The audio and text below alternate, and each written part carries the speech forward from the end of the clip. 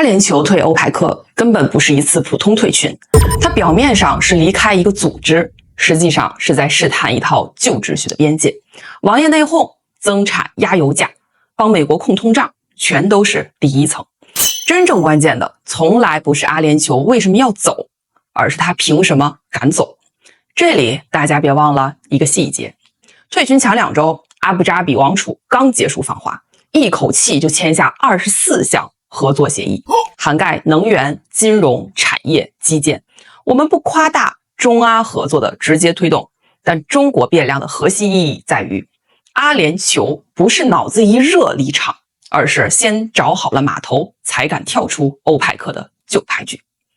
多出来的油有市场接，美元之外有备用通道，石油财富不用非要流回美国，也能变成港口、产业、技术，攒起自己的国家能力。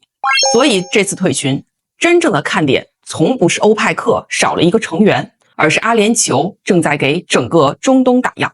原来不用完全跟着欧派克的节奏走，原来卖油不必只盯着美元，原来资源国也能给自己留第2条路。大家好，我是小 V， 今天咱们一次性讲透阿联酋退群的真正底气到底在哪儿？他又在给整个中东示范一条什么样的新路？他又为什么会成为全球双体系时代的标志节点？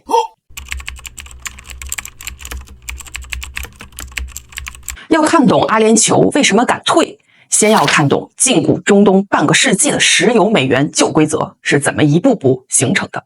今天一提到海湾国家，很多人的第一反应就是迪拜高楼、超级机场、巨额主权基金、石油王爷，好像他们天生就该坐在全球财富的牌桌上。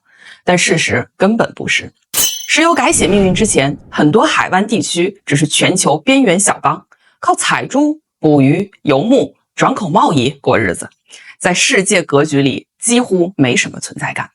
真正的转折是2战之后，美国成了全球最强的工业和军事大国，全球经济复苏，工厂、汽车、军队、航运全都离不开石油。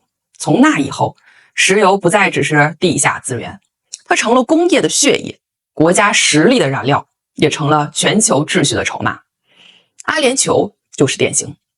阿布扎比靠石油完成原始积累，迪拜靠贸易、金融、旅游和航运打出名气。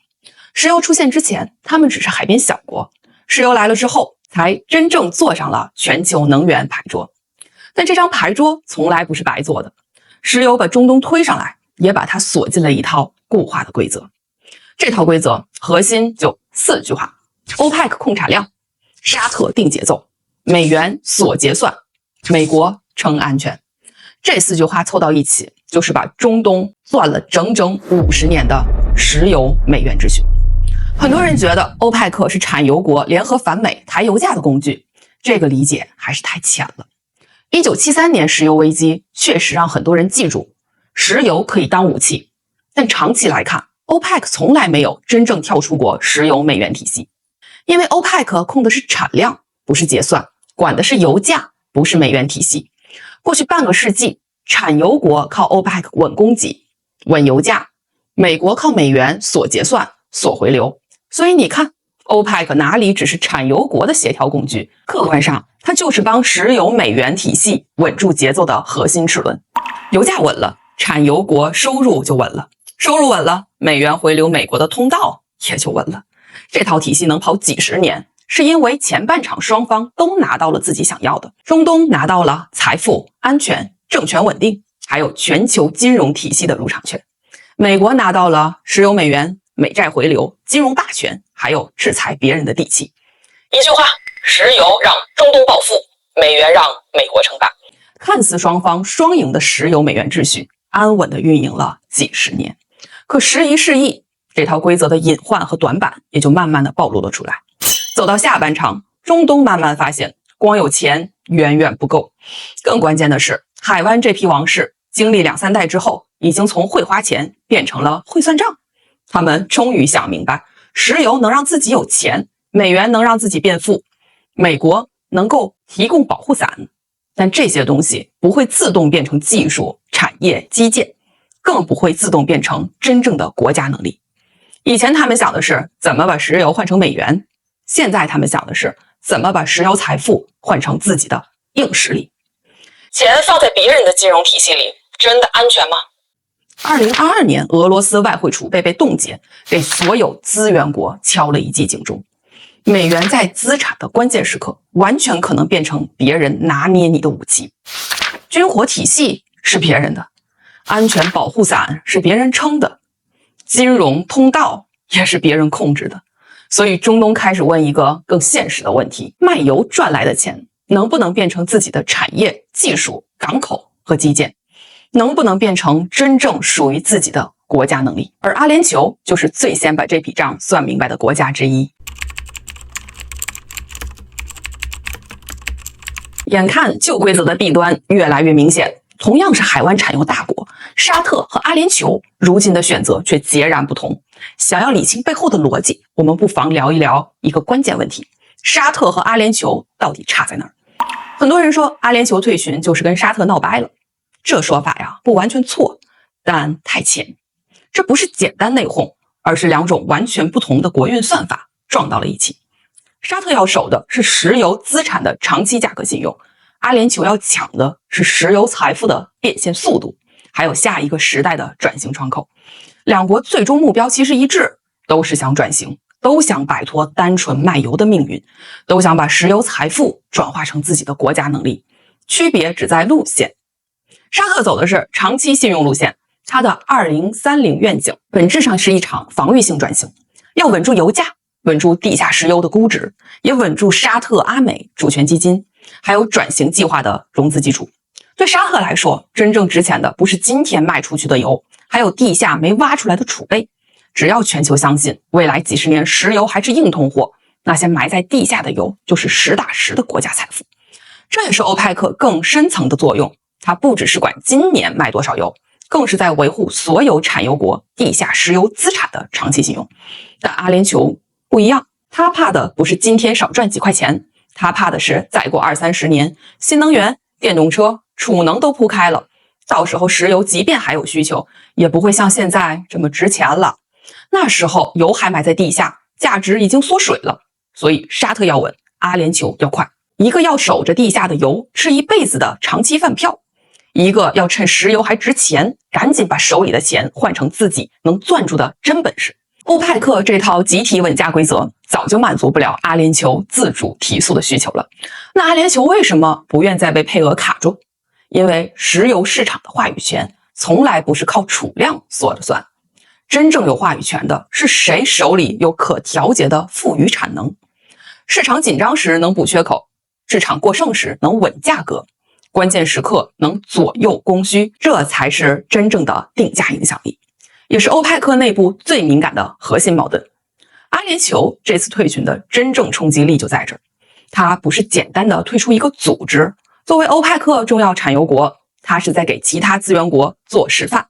只要有产能、有通道、有非石油经济底盘，就可以不再被配额绑死。阿联酋早就砸钱扩产了，欧派克给它的配额是每天约340万桶，实际上产能已经冲到了每天480万桶，目标更是每天500万桶左右。换句话说，约140万桶的现成产能建好了，却被配额锁在地下，没法按自己的节奏变现。这不是面子问题，这是产能浪费、现金流损失，更是国家转型节奏被人踩了刹车。更深一层看，阿联酋不只是在算产量账，还在算安全账。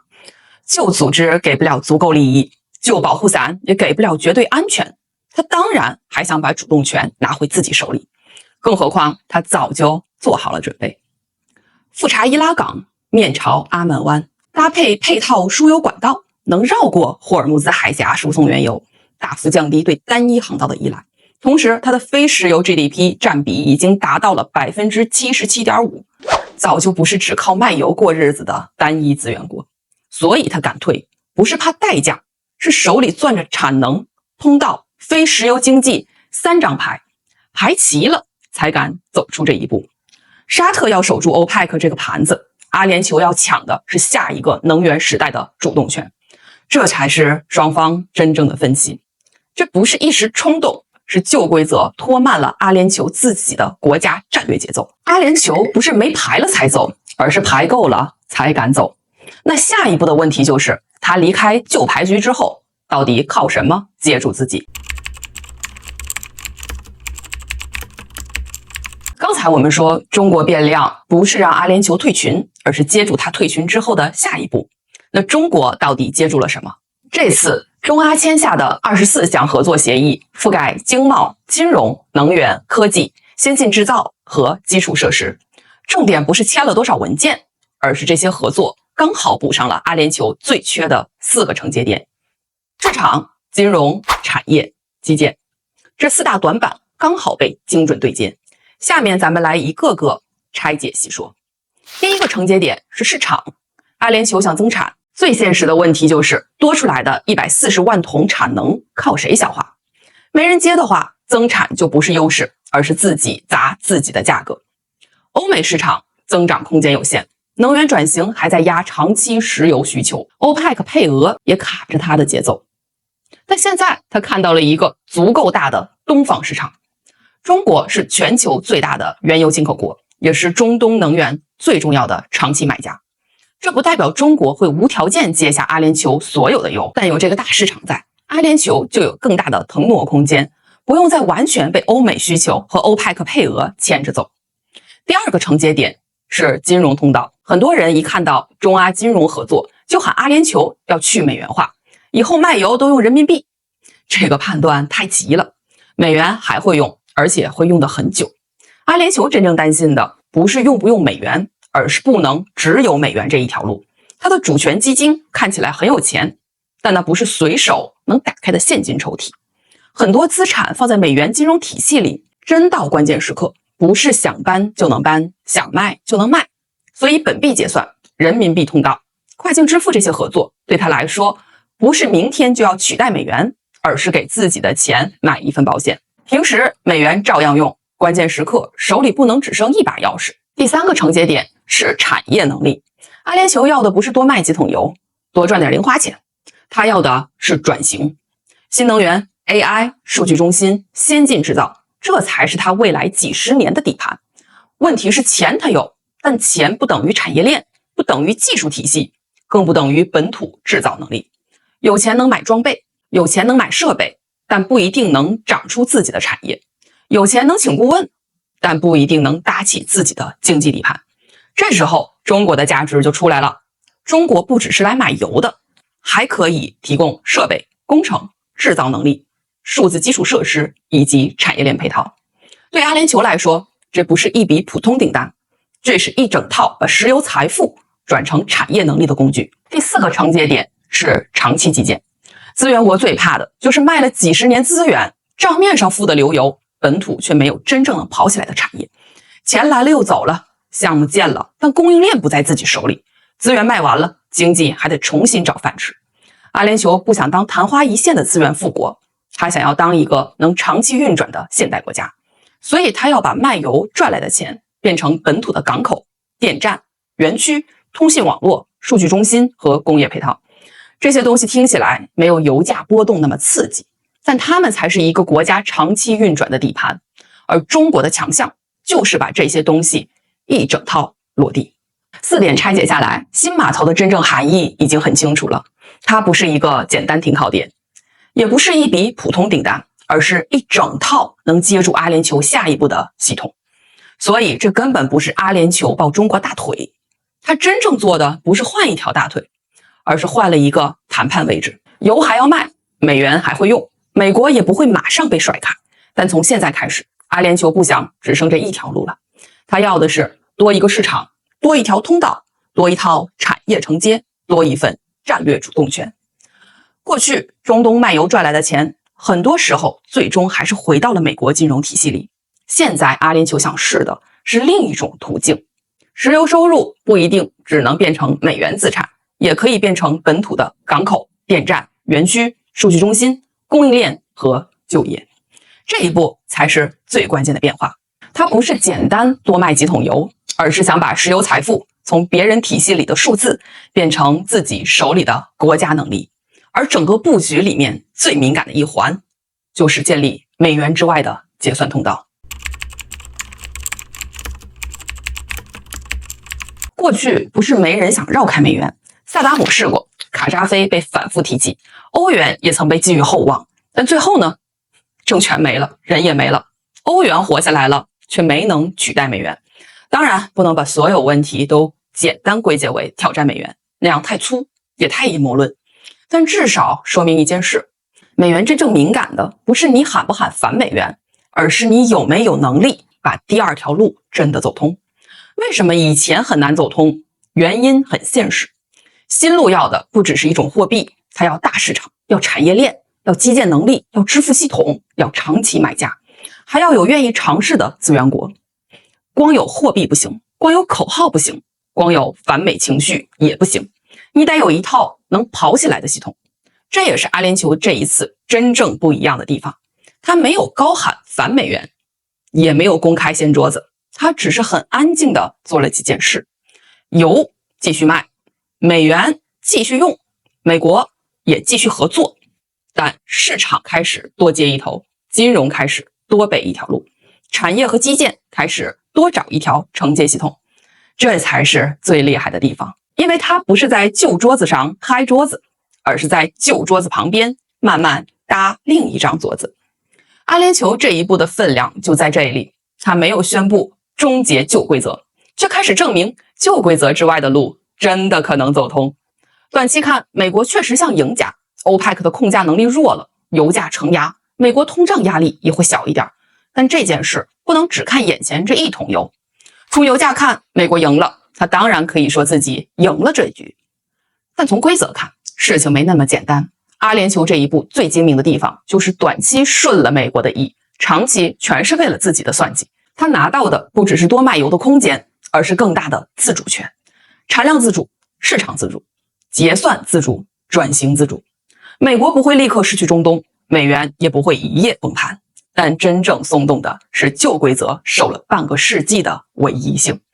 过去美国最强的一句话，你绕不开我。而现在阿联酋这一步真正打出的信号，也是整个旧秩序最敏感的一句话，我还用你，但我不只用你。这句话比任何反美口号都更有分量，因为它代表的不只是情绪，而是秩序正在发生改变。未来很长时间，安全、军火、高端金融，很多国家还会继续看美国，但能源、贸易、基建、制造和产业升级会越来越多的转向中国及东方市场。这不是美元体系崩塌，也不是人民币一夜称霸。更现实的变化是，美元仍然是主路，但人民币和本币结算通道开始真正进入全球结算牌桌。世界正在进入的不是单一替代时代，而是长期并存的双体系时代。当我们捋清了这一层层逻辑，就会发现阿联酋退的从来不只是欧派克，他退的是旧秩序给他安排好的位置，他抢的是石油还值钱时重新塑造国家能力的窗口。油价涨跌是表层，欧派克内讧是中层。阿联酋成为全球双体系时代的标志节点，这才是真正的大局。今天就讲到这里，你觉得阿联酋这一步只是一次普通退群，还是全球双体系时代正式露头的信号？欢迎在评论区留言讨论。如果你也想继续看懂这些大国博弈背后的真实逻辑，不妨点个关注。我是小一，我们下期见。